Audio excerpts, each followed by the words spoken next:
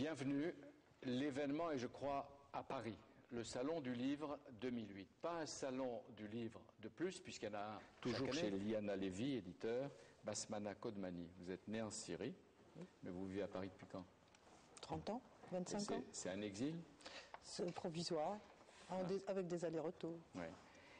C'est-à-dire vous pouvez entrer, retourner dans votre pays? Oui. Ouais. Vous publiez Abattre les murs. Quels murs? Ceux qui font miroir au ghetto, c'est-à-dire du côté arabe. Quand Théo Klein écrit Sortir du ghetto et que j'écris Abattre les murs, c'est que nous avons érigé aussi des murs. Non pas le mur qui sépare aujourd'hui les Israéliens des Palestiniens, mais des murs psychologiques, des murs culturels, des murs qui font qu'on se sent bien au chaud quand on est tout seul, sans échange. Alors c'est un plaidoyer pour cet échange et cette interaction qui a toujours nourri cette région pendant longtemps. Et qui depuis 30 ans... Déjà, l'échange entre vous, si je comprends bien, avant de penser à l'autre. L'échange à l'intérieur des sociétés arabes, mais l'acceptation et accueillir favorablement, avec bonheur, l'apport occidental, l'apport juif, l'apport qui a été l'histoire de cette région depuis la nuit des temps. Ça, vous pouvez le dire et l'écrire dans votre pays? On peut écrire tout ce qu'on veut. Est-ce que c'est publié dans votre pays? On vit en groupe qui pense d'une certaine manière et qui se regarde en chien de faïence. Mais les murs commencent à tomber, doucement. Les espaces communs commencent à se créer. Alors, Basmana Kodmani, si vous voulez intervenir sur ce thème du boycott, avant qu'on aille ailleurs. En quelques mots, et peut-être pour donner un son de cloche légèrement différent.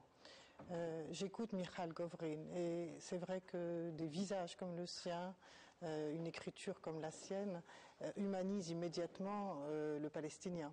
Et c'est là tout l'intérêt et la richesse qu'apportent ces écrivains. Je veux quand même dire, cette tentative de boycott n'est pas un acte de fanatisme. Elle est peut-être la réponse alternative à l'attentat suicide. Autrement dit, s'il faut pousser un cri, s'il faut contester, je préfère qu'ils contestent en appelant au boycott que de contester par des attentats suicides. Je préfère cela à la violence, évidemment. Cela dit, et je crois que les Palestiniens ont en tête un exemple qui est celui de l'Afrique du Sud, puisque les Sud-Africains disaient à l'époque nous avons beaucoup souffert du boycott culturel et du boycott académique. Voilà une image qui est dans l'esprit d'un écrivain palestinien qui ne sera pas en faveur de la violence. Donc il est important quand même de comprendre la démarche qui associe bien évidemment le politique au culturel. Et c'est là tout le problème. On est en pleine théorie, parce que beaucoup de ceux qui n'iront pas au salon, qui sont des écrivains ou des poètes palestiniens ou des pays arabes ou libanais, ne le font pas parce qu'il y a une forme de peur et de terreur. Et est-ce que s'en prendre à la culture et au livre, c'est pas une manière aussi suicidaire pour l'âme d'un pays ou d'un peuple? Je suis de cet avis. Et si j'écris Abattre les murs, c'est exactement ce contre quoi je me bats moi-même et à l'intérieur même des sociétés arabes. La dimension culturelle est le point de départ de notre transformation.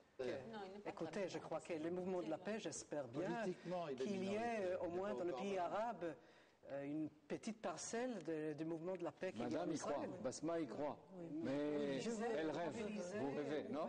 Non, il faut reconnaître qu'il y a de part et d'autre une régression. Je vais y venir, je vais vous dire. Nous souffrons de beaucoup de maux dans ce monde arabe, nous aussi. Mais nous avons une régression de part et d'autre. Il y a 5-6 ans, il y a 7 ans, on avait développé des communautés de part et d'autre de la frontière entre Israéliens et Arabes. Il n'y avait pas que des Palestiniens. Il faut quand même reconnaître la société qui est en échange avec la société israélienne, la seule société arabe qui est en échange direct, c'est la société palestinienne. C'est celle qui comprend le mieux Israël. Les autres ont eu un rapport militaire à Israël. C'est aux frontières que s'est arrêté Israël. Donc Israël est une menace militaire, représente une puissance et ça justifie tous les pouvoirs forts, peu importe, autocratiques. Alors, nous avons d'abord compris qu'il ne s'agit pas d'abord de gagner la guerre contre Israël pour se démocratiser, qu'Israël est un pays qui lui-même, et moi je crois que il y a un complexe du côté arabe qui est voilà une société qui avance, qui s'organise efficacement, qui d'ailleurs se critique ouvertement. C'est la société israélienne. Alors nous n'avons pas ça du côté arabe. Et nous avons compris du côté arabe, beaucoup de gens ont compris que nous avons d'abord besoin de ça. C'est pour ça qu'un boycott c'est mauvais. C'est pour ça que la culture est vitale. C'est pour ça que nous avons besoin de culture pour ne pas parler de Coran tout le temps.